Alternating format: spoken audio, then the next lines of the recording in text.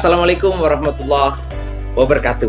Waalaikumsalam warahmatullahi wabarakatuh. Ketemu lagi dengan kami dalam acara Tabassam, taklim bersama ulama Majelis Ulama Kota Malang. Syukur alhamdulillah kita berjumpa kembali, dan salawat serta salam kita istiqomah untuk baginda Rasul Muhammad sallallahu alaihi wasallam. Terkait dengan beberapa perkembangan terakhir ini, ada yang menarik, nanti akan kita diskusikan dengan tamu kita, dan sudah hadir. Tamu kita ini Wakil Ketua Umum Majelis Ulama Indonesia Kota Malang, Dr. Kiai Haji Husairi. Mohon maaf kalau salah saya sebut makhorijul hurufnya. Ya, Muhammad Husairi. Apa kabar, Kiai? Alhamdulillah. Assalamualaikum warahmatullahi wabarakatuh. Waalaikumsalam warahmatullahi. Baik-baik. Sehari-hari masih sibuk mengajar juga? Betul. Di kampus mana aja? Di Universitas Negeri Malang saja. Di Universitas Negeri Malang saja. Dan di pondok pesantren. Selain itu di pondok pesantren, terutama di Gading, ya? Ya, di pondok Gading. Dan di pondok Anwarul Huda. Anwarul Huda masih satu, ya, keluarga. Ya. Baik, Kiai. Karena jenengan juga berkecimpung di dunia pendidikan, ya. Dan ada yang menganggap bahwa, bukan hanya ada yang menganggap, kita menganggap bahwa pendidikan itu kan menjadi sesuatu hal yang utama. Betul. Bagaimana membantu generasi masa depan, bahkan pendidikan ini juga akan menjadi sesuatu yang berat pertanggungjawabannya nanti, ya, betul, di akhirat, begitu ya? Iya, iya. Ya. Terkait dengan perkembangan dunia pendidikan khususnya di Indonesia, ya, termasuk juga di pondok pesantren, bagaimana? Ya. Alhamdulillah, ya tentu saja namanya dunia pendidikan ada dinamika tersendiri, ya. Betul. Iya, ada yang tentu perkembangannya selalu normal, bahkan maju, ya. Bahkan semula tidak didengar, akhirnya menjadi sangat terkenal dan sebagainya. Kemudian memang betul kalau dikatakan tadi, dunia pendidikan memang sangat-sangat diperlukan, ya.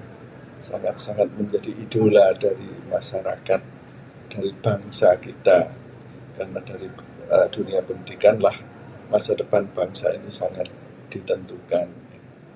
Karena itu dunia pendidikan memang harus menjalankan tupoksinya semaksimal mungkin agar generasi ke depan itu memang betul-betul menjadi generasi yang siap untuk melanjutkan tongkat estafet bangsa ini ke depan. Ya, bagaimana jadinya bangsa ke depan bergantung dari bagaimana dunia pendidikan ini. Ya, tentu salah satunya adalah bagaimana dunia pendidikan sukses mengantarkan anak bangsa ini menjadi generasi yang handal untuk masa depan. Itu baik pendidikan formal maupun informal, ya? Saya rasa keduanya memang dibutuhkan. Apalagi kalau kita ini sepakat, ya, bahwa pendidikan itu harus berlangsung seumur hidup. Gitu. Long life education. Iya, betul. Iya. Bahkan itu kan sudah diproklamirkan oleh Rasulullah 14 abad yang lalu itu.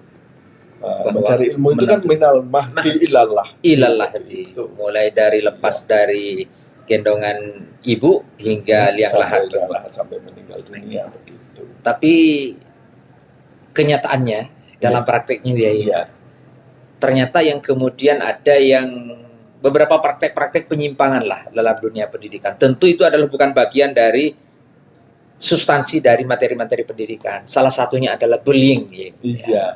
Perundungan, bahkan baik ada yang fisik, ada yang non fisik yang dilakukan oleh para stakeholders yang ada di lembaga pendidikan. Iya. Yai memandang atau menyikapi terkait banyaknya bullying, ya, di Indonesia khususnya di lembaga pendidikan, bagaimana? Ya, itu tentu saja sebagai penyimpangan. Itu menyimpang dari tupoksi yang seharusnya. Tapi yang namanya bullying bisa jadi, yang namanya perundungan itu bisa jadi maksud dari pelaku itu tidak membuli, tetapi mendidik. Tapi karena generasi ini berubah dari tahun ke tahun, sehingga yang dulu dianggap sebagai salah satu cara untuk membuat siswa itu jera, maka dianggap sebagai perundungan. Iya. Karena itu hal semacam ini ya perlu disosialisasi lah. Ya. Iya, sehingga memang perlu ada edukasi lah Betul, kepada betul. salah satunya juga terhadap orang tua. Iya, iya. Padahal orang tuanya dulu kadang-kadang dididiknya itu sudah biasa kalau misalnya kadang dipecut oleh gurunya, Iya, iya. nggak bisa suruh ulung garis. Sekarang suruh berdiri di depan kelas saja itu dianggap sebagai sebuah Iya, bullying, iya, perundungan, iya. dan gurunya dilaporkan ke polisi oleh Betul, orang tua. betul. Begitu ya. Iya. Ya, bahkan suatu saat ada teman yang cerita itu bahwa di kelasnya itu dulu menjadi kelas ya di sebuah SMA. Kelasnya itu terkenal sebagai kelas yang paling cepat kapurnya itu habis. Karena oleh gurunya digunakan untuk memperingatkan murid yang kurang perhatian. Dengan cara dilempar apa? Dilempari kapur. Dilempari kapur. Iya. Kalau dulu ada yang dilempari penghapus. Betul. Dan iya. penghapusnya dulu bukan dari plastik, Iya, dari kayu. Iya. Sehingga ada yang sampai kemudian kena Iya. bibir pecah dan Iya, ada seterusnya. yang luka gitu. Dan itu kalau dulu kan nggak jadi masalah itu. Bahkan kadang orang tua malah berterima kasih. Karena mendisiplinkan anaknya. Iya. Bahkan kalau dulu ya zamannya Khalifah Harun ar-Rasyid itu, ketika melihat anaknya diajari oleh gurunya, ternyata anaknya ini disuruh membantu gurunya itu wudhu. Nah, itu oleh Harun ar-Rasyid malah ditegur, jangan hanya begitu, harus lebih dari itu. Kalau perlu sampai membersihkan kakinya itu, sampai orang Jawa mengatakan ngosoi lah gitu ya. Iya. Harus sampai begitu. Mungkin kalau kita ya tinggal ngelucur gitu, agar gurunya itu bisa wudhu. Kalau sekarang model keran-keran itu kan sudah gampang ya. Kalau dulu bisa jadi dengan terbatasnya air, akhirnya harus dimasukkan dulu kepada teko ya misalnya ya, kemudian dilucurkan gitu oleh seseorang, kemudian yang butuh wudhu itu melaksanakan wudhunya. Iya. Kalau dulu misalnya pengalaman saya nih ya, misalnya ketika di pondok atau di madrasah, ketika waktunya harusnya orang tua ngirim kita itu adalah untuk belajar, tapi guru kita itu justru malah suruh nyiram tembakau, bantu, ya. Iya. Kemudian suruh ngambil air di sungai dikali sambil dipikul, kemudian untuk jadi. Kalau sekarang itu kan dilaporkan gurunya sama. Betul. Kalau itu di lembaga pendidikan formal, jelas itu dilaporkan. Itu dia bagian. Tapi kalau di pesantren itu masih hal yang biasa. Ada istilah ro'an namanya. Iya. Ro'an itu istilah untuk kerja bakti. Jadi biasa santri-santri itu harus memindah batu bata dari jalan raya ke tempat pondok yang agak jauh dari jalan raya begitu. Karena esensinya pendidikan itu bukan hanya sesuatu yang secara formalistik di kelas ditutupi apa, dididik apa. Betul, iya. Tetapi bagaimana juga mendidiknya dengan cara belajar kehidupan. Iya, betul seperti itu. Tapi kalau ya, sekarang kan juga statistik, misalnya saya coba baca di data box itu bahwa luar biasa perundungan-perundungan yang terjadi di Indonesia di lembaga pendidikan. Ada yang dari gurunya, ada dari wali murid yang lain kepada siswa yang lain. Iya. Kemudian ada sesama siswanya. Nah, terkait dengan ini, ya, apa sebenarnya yang paling menjadi pemicu atau menjadi faktornya? Iya, kalau perundungan itu penyebabnya kan banyak sekali. Bisa jadi karena siswa yang dirundung ya, itu berpotensi ya, menurut pemahaman awam di kalangan anak-anak itu. Karena ada perbedaan-perbedaan dengan yang lain. Misalnya anak terlalu kurus atau terlalu gemuk begitu ya. Atau ada anak-anak yang difabel ya di kalangan siswa-siswanya yang istilah yang pas ya, masa saya tekan normal kemudian yang lain tidak normal kan juga kurang pas ya. Tapi maksudnya seperti itu ya. Di kalangan umumnya teman-temannya dia itu ada bedanya begitu. Ini berpotensi untuk menjadi korban perundungan begitu. Nah, ini mestinya di awal-awal pada saat pengenalan siswa terhadap sekolah, hal semacam itu sudah disosialisasi. Iya.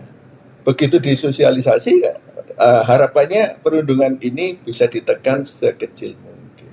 Begitu. Kalau nggak disosialisasi, maka kemungkinan terjadinya itu jauh lebih besar. Kalau misalnya sudah terlanjur terjadi seperti itu, maka pihak mana yang harus dapat dipertanggungjawabkan atau dipersalahkan?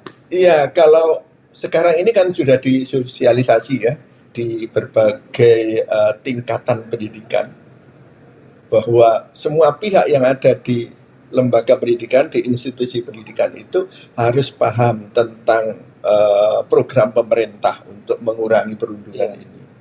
Baik kepala sekolahnya, gurunya, tenaga pendidikannya, bahkan sampai tukang kebunnya lah. Semua itu harus tahu tentang persoalan ini, dan mereka semua harus bertanggung jawab kalau terjadi hal semacam itu. Iya, kan pemerintah sekarang kan juga ada program 3 anti itu ya. Iya, malah ada fakta integritas segala tentang itu.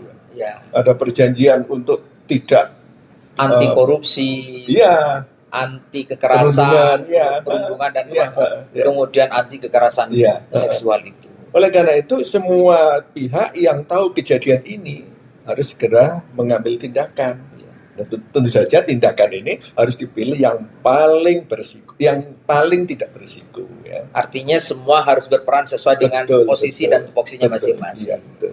Pemerintah mengeluarkan kebijakan-kebijakan bagaimana untuk mencegah terjadinya demikian. Masyarakat partisipasinya juga diturun begitu. Kalau secara agama, bagaimana batasan-batasan bahwa misalnya mendidik dengan perbuatan-perbuatan yang cenderung memberikan pada sisi lain bisa dimaknai perundungan, yang diperbolehkan secara agama itu seperti apa? Wah, ini sulit ini. Karena bisa jadi beda-beda ya, tiap orang memaknai secara agama. Bisa beda-beda itu. Ya, yang jelas bahwa antar sesama tidak boleh saling mendolimi kan. Iya. Ya. Apalagi guru kepada murid. Ya. Ini malah menjadi contoh yang baik itu nanti. Contoh menurut siswa kalau seorang guru melakukan perundungan bisa jadi nanti akan dicontoh. Ini sangat berbahaya gitu. Oleh karena itu, ya siapapun tidak boleh melakukan berbagai macam hal yang termasuk kategori pendoliman tadi itu. Ya, perundungan itu kan bagian dari perbuatan dolim begitu. Oleh karena itu, apapun yang merugikan orang lain itu harus dihindari begitu. Kalau MUI perannya gimana ya? MUI ini kan pimpinan di MUI sana. Iya. MUI ini ya harus bersama-sama dengan masyarakat ya untuk juga mensosialisasi program-program pemerintah ini termasuk mengatasi perundungan ini, dan itu kan sudah berkali-kali kita lakukan ya. Dan sesuai dengan masing-masing komisi perannya masing-masing. Betul. Ya. Termasuk program kita ini kan dalam rangka itu juga begitu. Di samping yang kita mengundang tokoh-tokoh masyarakat, tokoh-tokoh pendidikan ya, baik mereka sebagai narasumber maupun sebagai audien begitu ya. Harapan kita bahwa program-program pemerintah yang sangat mulia ini betul-betul bisa betul bisa nyampe kepada masyarakat dan bisa sukses terlaksana dengan baik begitu. Baik, artinya dalam konteks ini setiap kita apapun posisinya, sebagai peserta didik, sebagai pendidik, kemudian ketenaga pendidikan, termasuk manajemen ya di madrasah, sekolah, kemudian sebagainya, sama-sama punya potensi untuk menjadi subjek maupun objek dari perundungan itu. Betul. Dan kita sebagai umat Islam, ya salah satu ajaran agama kita kan seperti itu. La yashar qaumun min qaumin asa ayyakunu khairam minhum begitu ya. Ini tidak boleh menghina. Ya, menghina saja nggak boleh ya. Menghina itu kan biasanya secara verbal ya. Secara verbal. Betul. Secara non verbal itu berupa fisik ya, lebih. Ya. Tapi kadang-kadang secara verbal itu justru lebih menyakitkan gitu. Dan ini agama kita sudah jauh-jauh hari sudah mengajarkan pada kita untuk kalau misalnya dijotos atau misalnya dicubit atau misalnya dipukul sekali mungkin segitu. Nah, tapi kemudian dibilang kamu bodoh misalnya. Iya, itu kadang malah lebih menyakitkan itu. Lebih menyakitkan. Dan itu efeknya secara psikologis luar biasa. Lebih mendalam, kadang lebih mendalam. Apalagi untuk anak-anak ya, akan membekas sampai. Betul. Ya. Kalau hadis riwayat Muslim kan juga begitu ya. La tahasadu wa la tanajashu wa la tabaghadu wa la tadabaru wa kunu ibadallahi ikhwana. Ini hadis riwayat Muslim mengatakan seperti itu. jangan saling hasut, ya, kemudian jangan saling mencela, ya, jangan saling memarahi, jangan saling memutus silaturahmi, memutus pertemanan, persaudaraan begitu. Wa kunu ibadallahi ikhwana, hendaknya kita ini diperintahkan oleh Rasul menjadi orang yang bersaudara dengan sesama. Sesama ini kan tidak hanya yang muslim, ya, sama manusia begitu. Jadi apapun alasannya, mau karena alasan perbedaan fisik seperti tadi atau maupun perbedaan intelektualitas, mungkin satunya merasa pintar, satunya kurang itu, atau alasan karena beda agama, bahkan seagama, beda mazhab, beda paham, atau kemudian beda status sosial, itu tidak boleh kemudian begitu. Mestinya kalau kita melihat suatu perbedaan itu, justru di hadapan kita ada peluang untuk berbuat baik kepada yang bersangkutan. Misalkan kita berhadapan dengan seorang atau siswa, ya, karena difabel, secara fisik ada kekurangan, itu ada peluang di situ, peluang untuk kita bantu, ada pahala di situ. Kemudian ada orang yang kok tidak tahu tentang satu hal, ya kita beritahu, ada peluang di situ juga.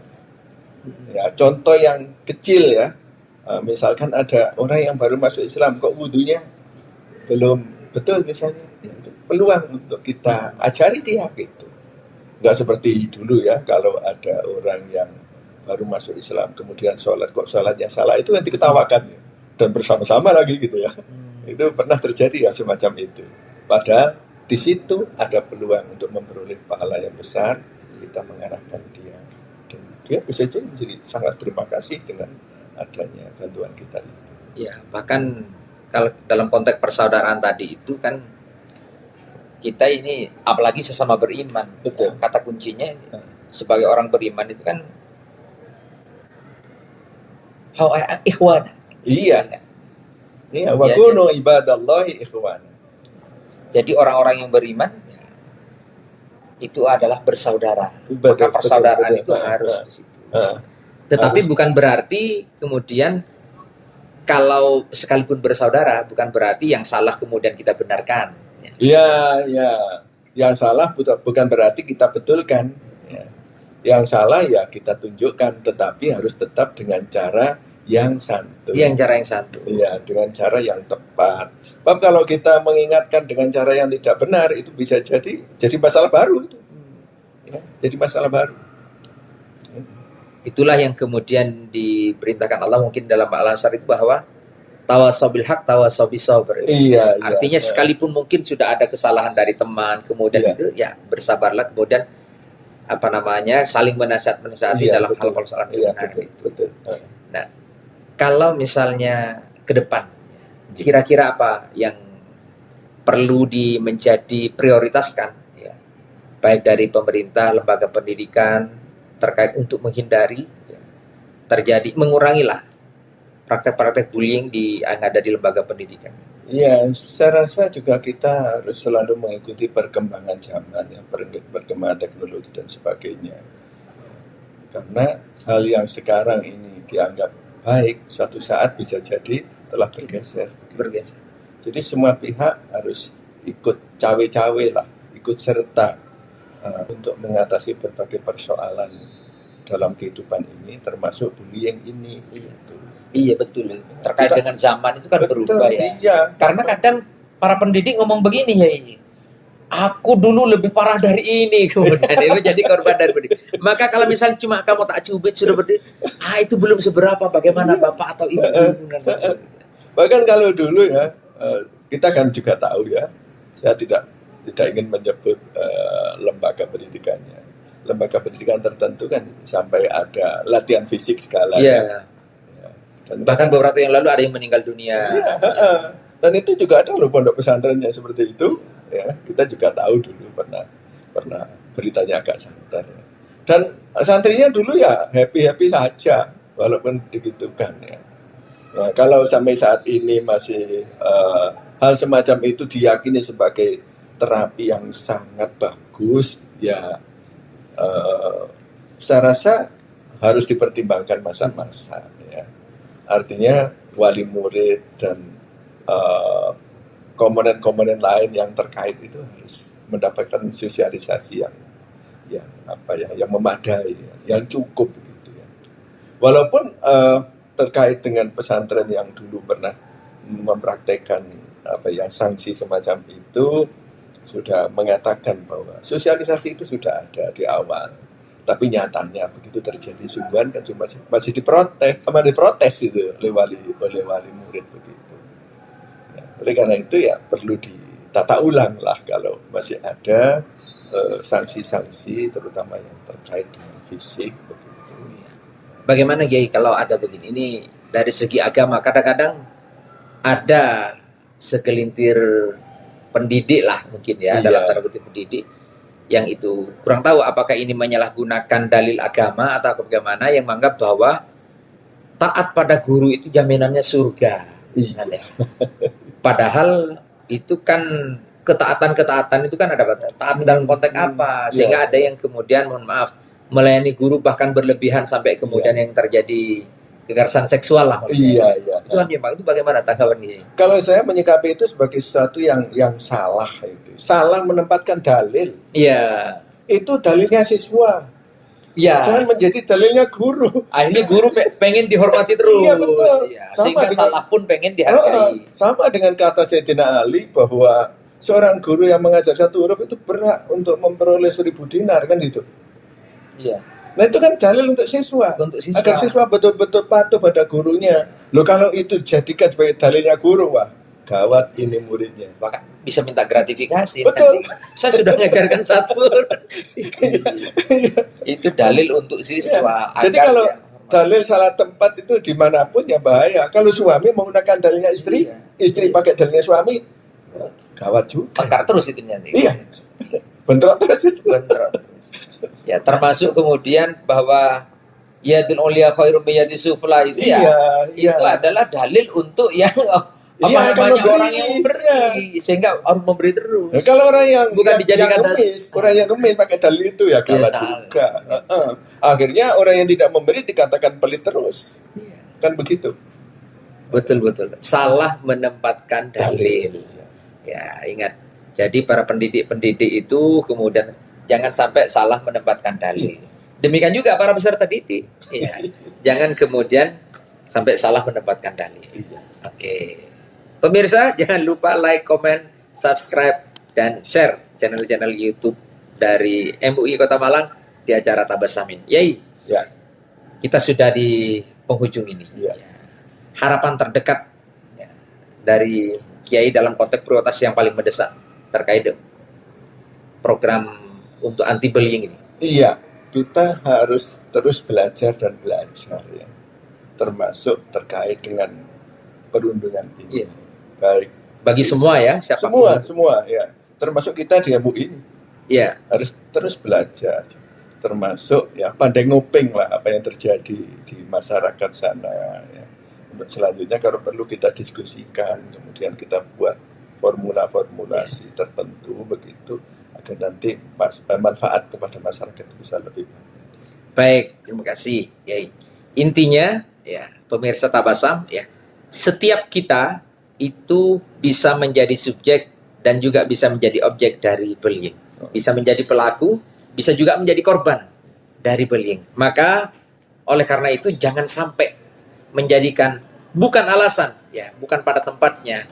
Perbedaan apapun tidak bisa dijadikan alasan untuk melakukan bullying. Boleh beda agama, beda status sosial, kemudian beda status ekonomi, kemudian beda intelektualitas, bahkan beda-beda secara fisik, itu bukan alasan untuk menjadikan kita kemudian membuli saudara-saudara. Ingat bahwa kita sebenarnya itu adalah diciptakan berbeda, bukan untuk saling membeda-bedakan, tapi justru diciptakan berbeda-beda agar saling membutuhkan.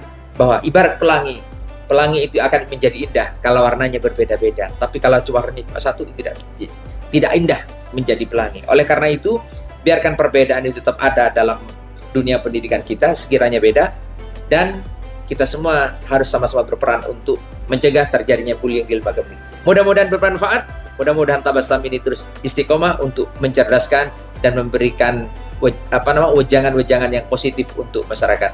Terima kasih. Kurang lebihnya mohon maaf. Assalamualaikum warahmatullahi wabarakatuh. Waalaikumsalam warahmatullahi wabarakatuh. Asik. Sama-sama.